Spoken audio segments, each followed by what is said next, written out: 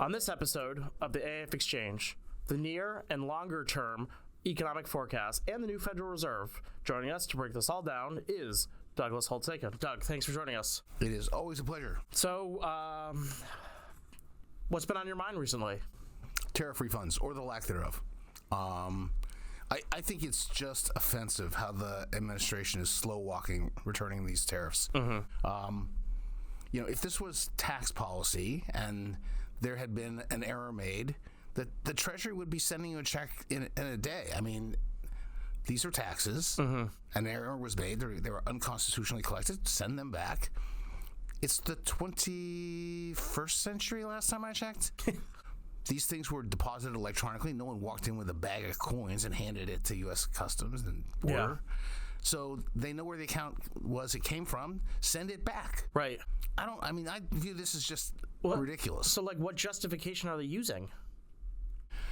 Well, it's more elaborate than what I just said. Right, because okay. there are multiple kinds of tariffs, and only the AIPAs got struck down. So suppose I sent in some money that covered both my steel tariffs, 232, national security, and my AIPA. Now you do have to separate those somehow. Unwind it a little bit. But so you need some information. They set up a website to provide, people can go and provide the information. But now they're suggesting that everybody who wants tariffs back has to sue them first. Now, this is ridiculous. Yeah, what? It makes no sense to me. It's something they filed with the courts regarding the process of refunding the tariffs. And I just think it's all slow walking the reality, which is they were declared unconstitutional and give the money back. Yeah. By the way, while I'm at this rant, we had a 10% tariff. It was called AIPA. That was for trade deficits.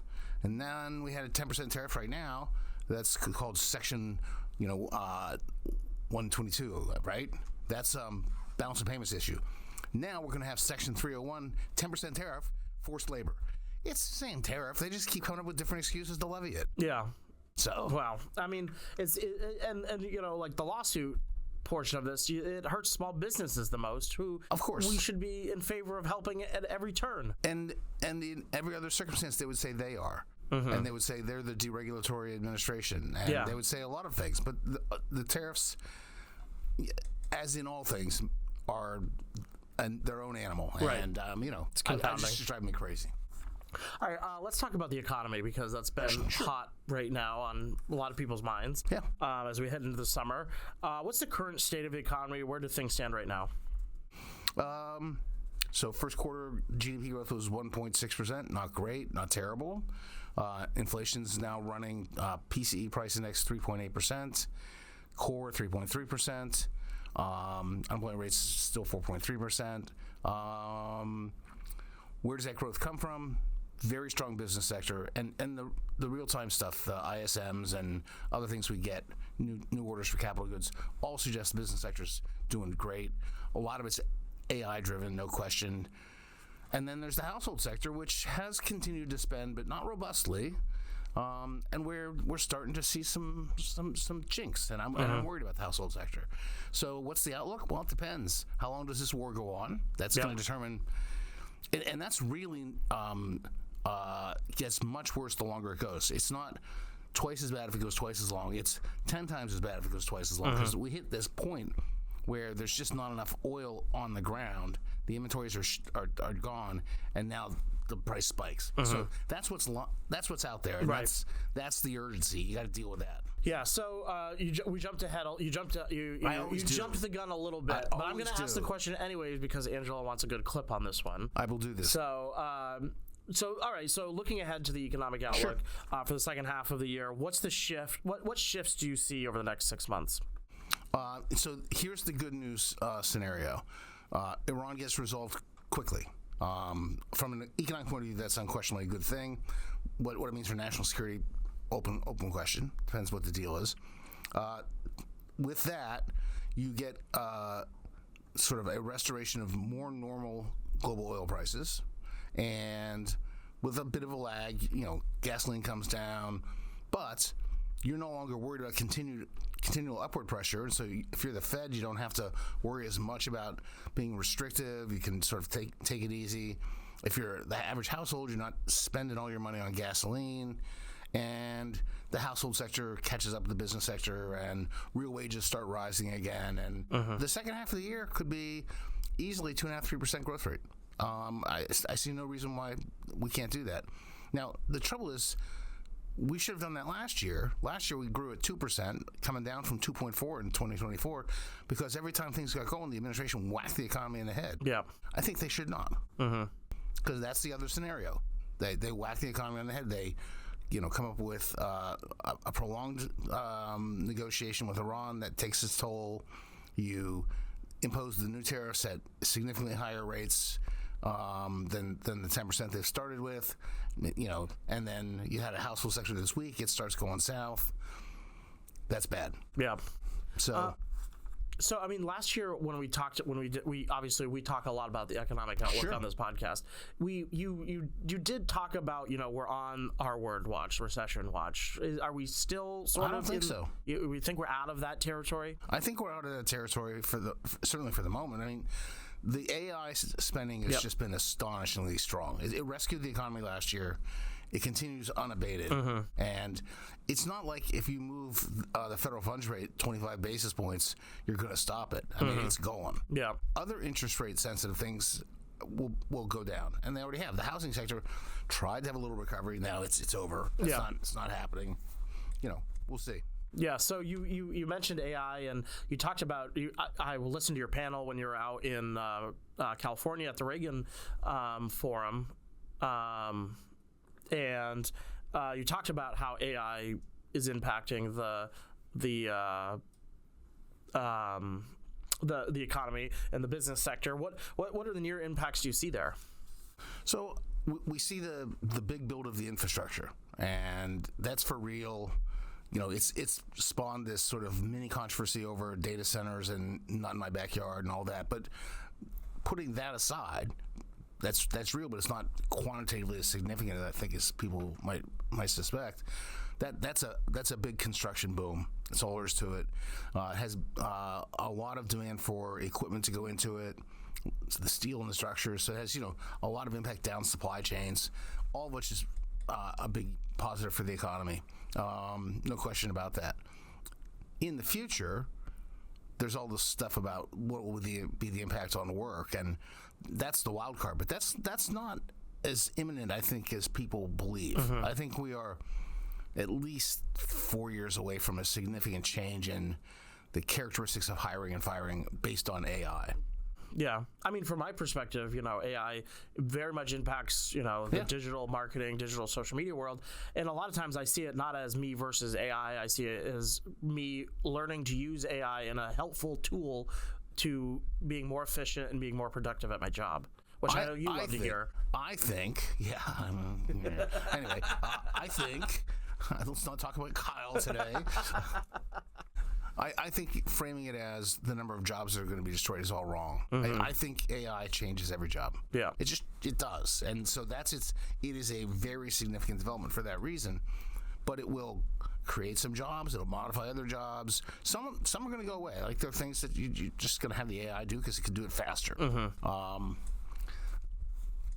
Is it easy to quantify that and get the timetable? No, it's just not. Yeah.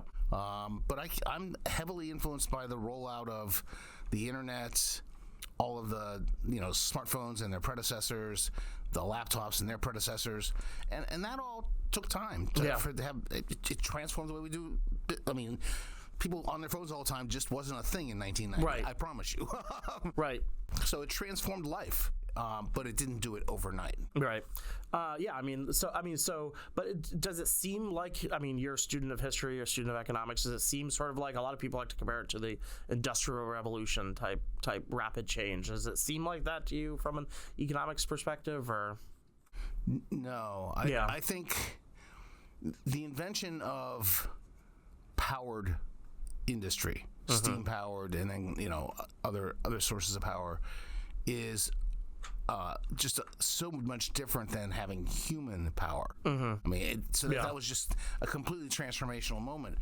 AI is mostly just faster. It's advanced computing, and it isn't smarter than humans. It just makes all the possible mistakes in its head in about a minute and a half, and then does the right one. And so, it's just a matter of speed. Gotcha. So it's speeding up things, and that affects things. There's no question, but it's not the same, I think, as the Industrial Revolution. Interesting.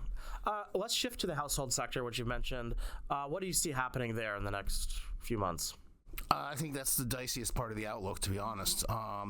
There is no single household, so we get a lot of commentary about the so-called K-shaped economy, where the upper part is going up and the lower part is going down, sort of, big differences in different parts of the income distribution. I think there's something to that. We've certainly seen continued strength in luxury spending categories, cruises and the like. That's fine.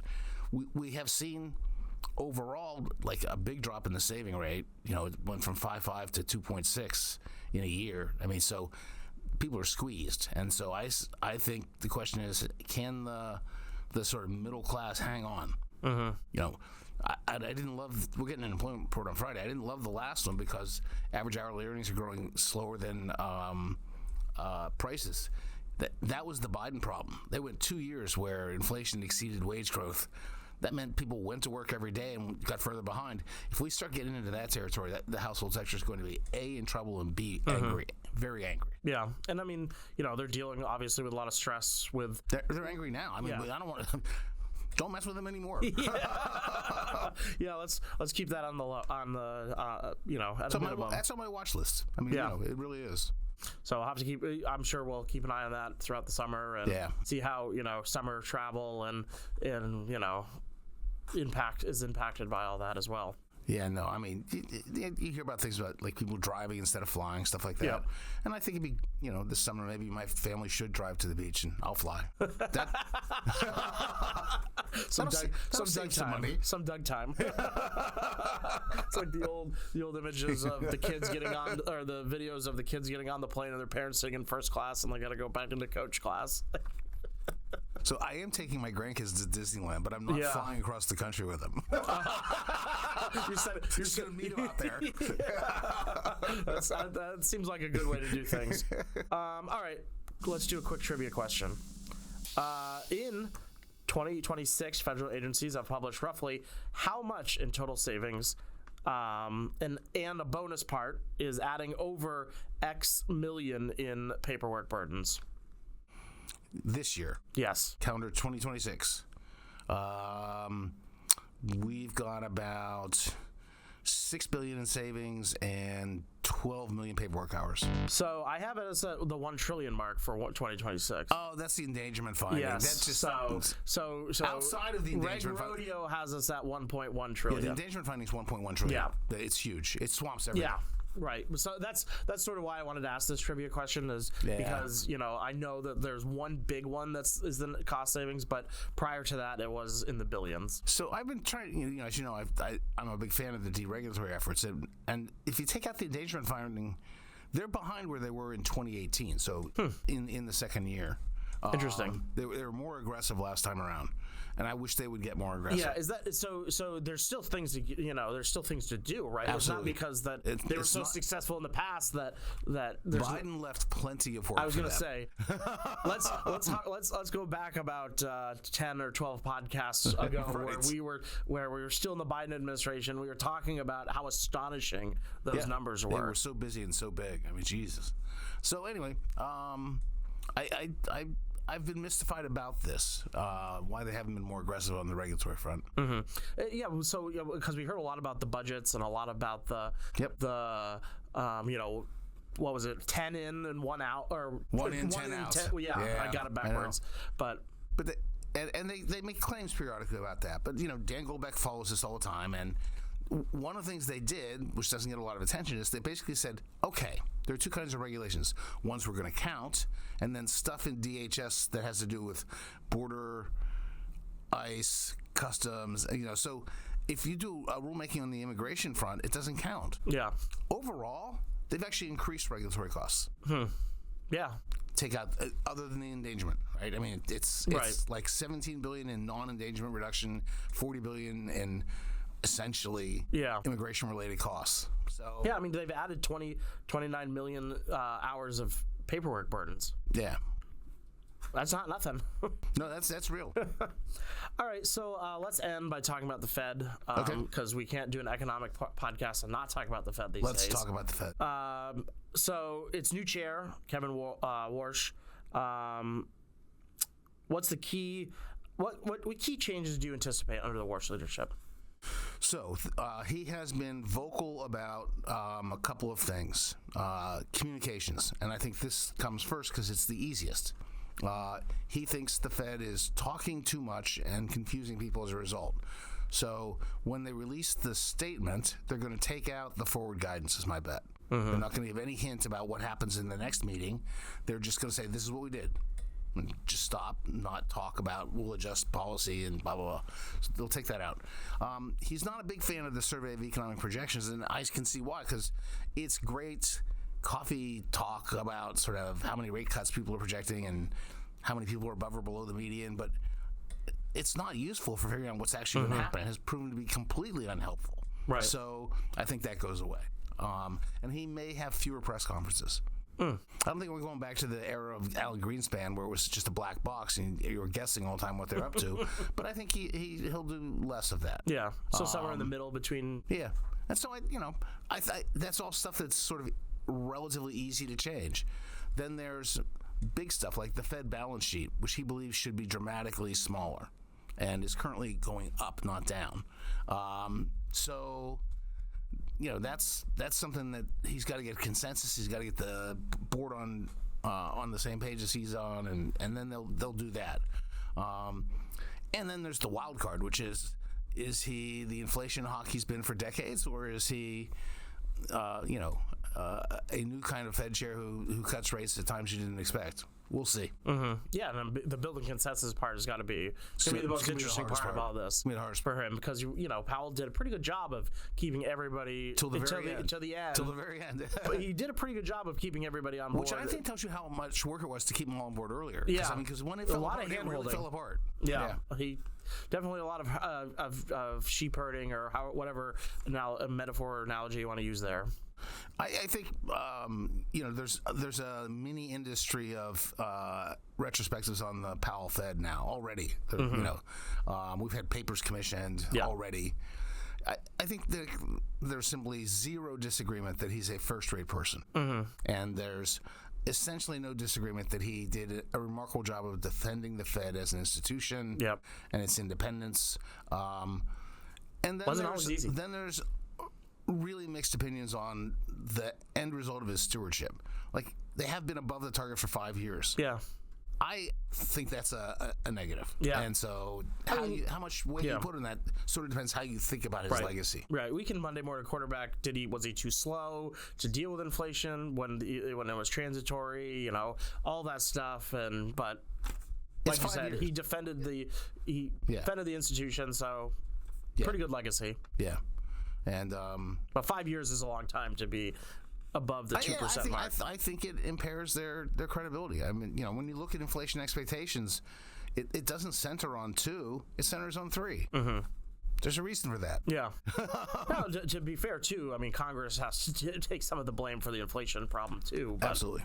Because I remember, we were talking back in the Biden years when they were just running it way too hot. 2021 was just a huge policy error, both fiscal and monetary. Sometimes you just make every mistake. We made every mistake. Yeah. All right. So more general, with all that being said, under this new chair, more generally, what should we expect from the Fed over the next few months? I think we don't know what to expect, but I hope what we see is a continued attention being paid to getting to the 2% target, and not some weak need. Gee, I don't want to start any unemployment. Let's let inflation go up. We've learned how hard it is to get inflation back down. Mm-hmm. It's hard to put the genie back in the bottle. Don't let any more get embedded in the economy. I think that's their top challenge. Mm-hmm. And if we get to the end of the year and we've got inflation at the current 3.8 or lower, then that'll be good. Yeah. All right, well, that'll be something that we'll have to keep an eye on and keep talking about, I imagine, as the calendar moves on. But one last thing, and this might be the hardest question of all, who wins the NBA championship? Oh, I think the Spurs still have to be considered the Even favorite. After last night? Yeah. Brunson taking over. The Spurs are talented. They're deep. They're deeper than people appreciate. I think it's the biggest thing that they have so many young bodies who can play defense. And as a result, I think they win in a series. They wear people down and things like that. But they're young, and every now and then they take their eye off the ball, and you saw it last night. Yeah, I think that's the only thing going in the Knicks' favor right now is they are an experienced team and with a lot of players that have made deep runs. So they're mentally better. There's no question. They're tough. They're on a great run, and they believe in themselves like unbelievably. And you played for Thibodeau. You got to have some resilience in your system. So. Yes. Anyways, Doug, thanks for joining us. My pleasure.